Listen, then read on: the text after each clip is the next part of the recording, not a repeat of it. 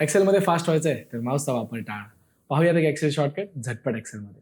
मंडळी, आज आपण बघणार आहोत इंडेंट काय असतं आणि ते आपण एक्सेलमध्ये शॉर्टकटनी कसं अप्लाय करू शकतो.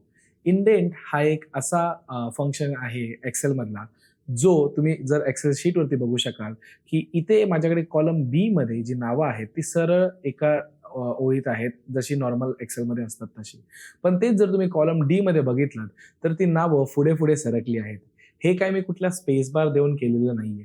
किंवाच जर तुम्ही बघितलं तर कॉलम एफ मध्ये जे आहेत ते नेम आणि त्याच्या पुढे एका ओळीमध्ये पण त्याच्या आधी एक स्पेस ही सोडून ती नावं लिहिलेली गेलेली आहेत.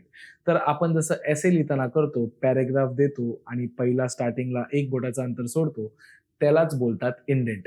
आणि तेच आज आपण बघणार आहोत की कसं देऊ शकतो एक्सेलच्या कीबोर्डच्या शॉर्टकटच्या मदतीने.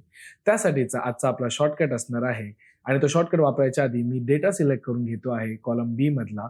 आणि तो डेटा सिलेक्ट करून झाल्यानंतर मी शॉर्टकट वापरणार आहे Alt H6. Alt H6 हे प्रेस केल्यानंतर तुम्ही बघू शकाल तो जो डेटा होता त्याच्या आधी एक स्पेस सुटलेली आहे, पण तिथे ॲक्चुअलमध्ये स्पेस नसून तो डेटा पुढे सरकलेला आहे. तेच जर मला परत मागे आणायचं असेल किंवा ती इंडेंट डिक्रीज करायची असेल तर शॉर्टकट असणार आहे Alt H5. तर मंडळी, हा शॉर्टकट तुम्ही फॉर्मॅटिंगमध्ये वापरू शकतात आणि अशाच माहितीपूर्ण व्हिडिओज पाहण्यासाठी फॉलो करा एक्सेल भारतला. धन्यवाद.